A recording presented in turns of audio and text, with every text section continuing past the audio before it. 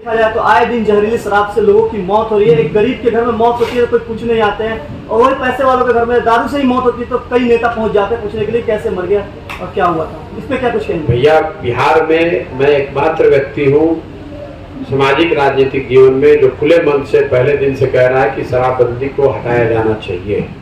शराबबंदी बिहार के लिए नुकसानदायक है, इसलिए नहीं कि यहाँ का अनुभव क्या रहा है। पहली बात कि शराबबंदी के जरिए किसी भी समाज का आर्थिक सामाजिक विकास हुआ हो, इसका कोई प्रमाण पूरे दुनिया में नहीं है। अगर शराबबंदी के जरिए ही सामाजिक राजनीतिक आर्थिक विकास हो सकता था तो दुनिया के दूसरे हिस्से में लोग सब बेवकूफ तो हैं नहीं, उन्होंने भी लागू किया होता। दूसरी बात, बिहार में शराबबंदी होने की वजह से शराबबंदी कहीं लागू है नहीं, घर घर होम डिलीवरी हो रहा है, हर गांव में शराब बिक रही है। लेकिन शराबबंदी होने की वजह से सरकार को 20,000 करोड़ रुपए का हर साल नुकसान हो रहा है। जो लड़के पढ़ाई में लगने चाहिए थे वो आज शराब के धंधे में लिप्त हैं। जो प्रशासन, पुलिस, लॉ एंड ऑर्डर और प्रशासनिक काम में लगना चाहिए था वो शराबबंदी को लगाने, छुपाने और उससे पैसा कमाने में लगा हुआ है। और जिन महिलाओं के नाम पर इसको किया गया है, जब गरीब घर के बच्चे पकड़े जाते हैं शराब के साथ तो उन घर की महिलाओं को ही सबसे ज्यादा प्रताड़ना से सहनी पड़ती है। उनको कोर्ट कचहरी और थाने का चक्कर लगाना पड़ता है। और अंतिम बात, महात्मा गांधी के नाम पर नीतीश कुमार कभी कभी कहते हैं कि ये शराबबंदी लागू है, ये सिरे से झूठ बात है। महात्मा गांधी ने अपने जीवन में कभी भी ना ये बात कही न लिखी कि सरकारों को शराबबंदी लागू करना चाहिए। महात्मा गांधी ने ये कहा कि शराब पीना बुरी बात है, समाज में शराब लोग न पिए इसका प्रयास होना चाहिए। लेकिन उन्होंने सरकार को ये नहीं कहा कि आप कानून बनाकर शराबबंदी कर दीजिए और शराब पीने वाले को पकड़ के जेल में डाल दीजिए। ये तो ऐसे हो गया कि महात्मा गांधी ने ये कहा कि वेजिटेरियन होना अच्छी बात है और कल सरकार ये कानून बना दे कि जो भी नॉन वेजिटेरियन है उसको वो गैर कानूनी है। तो दोनों में फर्क है। और मैं ये रोज दावा करता हूँ कि जो लोग भी गांधी के नाम पर इसको कह रहे हैं उनमें अगर दम है तो वो दिखा दे कि गांधी जी ने ये कहाँ कहा है कि सरकारों को शराबबंदी लागू। बहुत लोगों ने ऐसा कहा कि बीजेपी के बहुत लोग कौन क्या कहता है सबका जवाब देने के लिए तो हम बैठे नहीं हैं। हम जो कर रहे हैं वो आपके सामने है। सर, मुसलमानों को लेकर चलने की बात कर रहे हैं और मुसलमानों के लीडर है जो मोहम्मद शहाबुद्दीन, मरहूम मोहम्मद शहाबुद्दीन के परिवार पे आप कुछ भी नहीं कहते, चुप क्यों ना?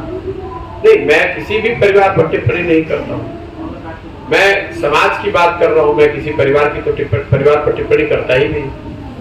पद यात्रा जो लेकर आप चल रहे हैं इसमें काफी पैसे का खर्च होता है सर, और ये लोग भी इल्जाम लगा रहे हैं कि आखिर ये प्रशांत किशोर जी इतना पैसा लाते कहाँ से? मेरे भाई, ये हर प्रेस कॉन्फ्रेंस में आपको कम से कम 100 दफे बता चुका हूँ। पदयात्रा का पैसा उन राज्यों के लोगों की मदद से ली जा रही है जहाँ पर पिछले 10 साल में मैंने काम किया है। आज देश में 6 राज्यों में ऐसे लोगों की सरकार है जिनके सरकार में चुनकर आने में, बनने में हमने अपना कंधा लगाया है। तो उन लोगों से मदद ले रहे हैं। इसमें नई बात क्या है? इसमें 100 दफे इस बात को कह चुके हैं। इतना पैसा आता कहाँ से? आप पत्रकार हैं तो आपने मेरे से सवाल पूछा, मेरी जिम्मेवारी है आपको जरूर जवाब दूं। लेकिन मेरी आपसे अपेक्षा होगी कि अगली बार जब आप तेजस्वी यादव से मिलेंगे तो ये जरूर पूछेंगे कि जब आप बर्थडे अपना प्राइवेट प्लेन पर केक काटते हैं तो पैसा कहाँ से आया था। आप नीतीश कुमार से ये पूछें कि जो अपनी पार्टी चलाते हैं वो पैसा कहाँ से आता है। ये पूछना भी आपका कर्तव्य है। प्रशांत किशोर पर क्या इल्जाम लग रहा है वो बिल्कुल आपको पूछना चाहिए। मेरी जवाबदेही है कि मैं उसका उत्तर भी दूं, लेकिन पत्रकार होने के नाते आपकी भी जो जवाबदेही है कि आप निष्पक्ष भाव से ये सवाल दूसरे लोगों से भी जरूर पूछें। सर, देश के प्रति जो आपकी सोच है बहुत ही सराहनीय है। क्या अगर पार्टी का आप डांस भी करेंगे? नई पार्टी बनाने का? नहीं, देखिए, जब पदयात्रा शुरू हुई है उसी दिन से मैंने कहा है कि बिहार जन सुराज जो है ये कोई दल बनाकर चुनाव लड़ने का अभियान नहीं है, लेकिन ये सामाजिक आंदोलन भी नहीं है। ये समाज के जरिए एक नई राजनीतिक व्यवस्था बनाने का प्रयास है। ऐसी व्यवस्था जिसमें अगर दल बने तो दल प्रशांत किशोर नहीं बनाए, कोई एक व्यक्ति, कोई एक परिवार, एक जाति विशेष दल न बनाए, बल्कि समाज के सब लोग मिलकर दल बनाए। तो स्वाभाविक तौर पर अगर ये पूरा जो प्रयास हो रहा है वो इसीलिए हो रहा है कि एक सही तरीके से एक दल को बनाया जाए, सही लोगों के साथ बनाया जाए और सब लोग मिलकर बिहार को सुधारने के लिए प्रयास करें। सर, हुसैनगंज प्रखंड से एक रहनुमा है मौलाना मजहर, उनके परिवार के लोगों का यहाँ अच्छा खासा हुआ है, तो क्या वो परिवार आपसे जुड़ा हुआ है? मजरूर हक साहब के पूरा परिवार के लोग आज से नहीं 6 महीने से हमारे साथ चल रहे हैं। उनके जो ग्रेट ग्रैंड सन है वो तो रोज ही हमारे साथ चलते हैं। सर, जो भ्रष्टाचार उनके घर गए। दूसरी योजना है जिसकी बड़ी चर्चा होती है वो है स्वच्छ भारत अभियान। स्वच्छ भारत अभियान की पेपर पर ODF स्टेटस होने के बाद भी बिहार में आज खुले में शौच करीब करीब हर गांव की सच्चाई है। और सिवान में स्थिति मुझे लगता है कि जो मैं 5 जिले गया हूं उसमें सबसे खराब पश्चिम चंपारण में दिखा, उसके बाद दूसरा सबसे खराब मुझे सिवान में दिख रहा है। गोपालगंज और पूर्वी चंपारण में स्थिति थोड़ी इससे बेहतर है। सिवान में हर गांव के बाहर खुले में शौच बिल्कुल हर गांव की सच्चाई है। बिना गमछा नाक पर बांधे हुए आप किसी गांव से निकल नहीं सकते हैं। लोग बताते हैं कि शौचालयों के बनाने की इस योजना में व्यवस्थित तरीके से हर शौचालय पर 2000 से 4000 रुपया घूस लिया गया है। पैसे ले लिए गए, लाभार्थियों को 12000 रुपये दिया गया। शौचालय बना कि नहीं, उसका उपयोग हो रहा है कि नहीं, इसकी चिंता किसी ने नहीं की है। तीसरी बड़ी योजना है आवास योजना, जिसको पहले इंदिरा आवास योजना कहते थे, अभी प्रधानमंत्री आवास योजना कहते हैं। ज्यादातर लाभार्थी गांवों में आज भी इंदिरा आवास योजना वाले ही हैं। उनकी संख्या ज्यादा है, जिनको पीछे 25, 30, 40 सालों में कभी 20,000, 25,000, 30,000 रुपये मिला है। प्रधानमंत्री आवास योजना जो आजकल चल रही है, जिसमें लाभार्थियों को 1,40,000 रुपये प्रति घर मिलना है, उसमें सभी लोगों ने बताया कि कम से कम 20-25,000 करेंगे, अपना जॉब ले लेंगे। तो क्या प्रशांत किशोर युवाओं के लिए क्या कुछ करेंगे? मेरे भाई, हम ऐसी कोई वादा करते ही नहीं है जो कि हम ना कर सके। मैंने ऐसा कहीं नहीं कहा है।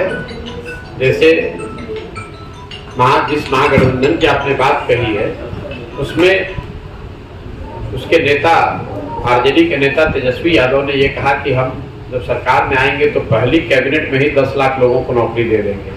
वो तो आज समाज के सामने है कि वो झूठ बोल रहे थे। उसके बाद माननीय मुख्यमंत्री नीतीश कुमार ने 15 अगस्त को कहा कि वो 10 लाख लोगों को नौकरी दे देंगे।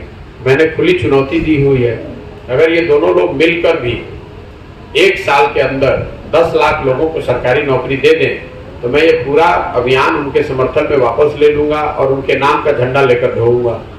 ये लोग समाज को बेवकूफ बनाना, कोई भी बड़ी बात कह देना बिना सोचे समझे, उनको ये पता भी नहीं है कि 10 लाख नौकरी देने का क्या खर्च होगा, उनको ये पता ही नहीं है कि 10 लाख नौकरी देने की व्यवस्था क्या की जाएगी। लेकिन गलती सिर्फ उनकी नहीं है, गलती उनकी नहीं जो झूठे वादे कर रहे हैं, गलती आपकी और हमारी भी है जो उस झूठे वादे को बिना जांचे परखे सही मानकर उस पर वोट कर रहे हैं। जिस दिन तेजस्वी यादव ने यह घोषणा करी तब बिहार की जनता को यह पूछना चाहिए था कि भाई, आपकी पार्टी की, आपके पिताजी, आपके माताजी की सरकार थी इसी राज्य में 15 साल। उस 15 साल में आपने कितने लोगों को नौकरी दी? और अगर नहीं दी तो आज आपके पास कौन सा ऐसा ज्ञान आ गया है कि आज आप वो नौकरी दे देंगे? उसी तरह नीतीश कुमार ने 15 अगस्त को जब गांधी मैदान से घोषणा की पिछले साल, तो लोगों को ये पूछना चाहिए था कि भाई, आप 17 साल से मुख्यमंत्री हैं, अगर 10 लाख लोगों को नौकरी दी जा सकती है या दी जा सकती थी तो आप इंतजार किस बात का कर रहे थे? पिछले 17 साल में दे देते। तो ये बातें तो भरी दोपहरी में आंख में धूल झोंकने वाली है।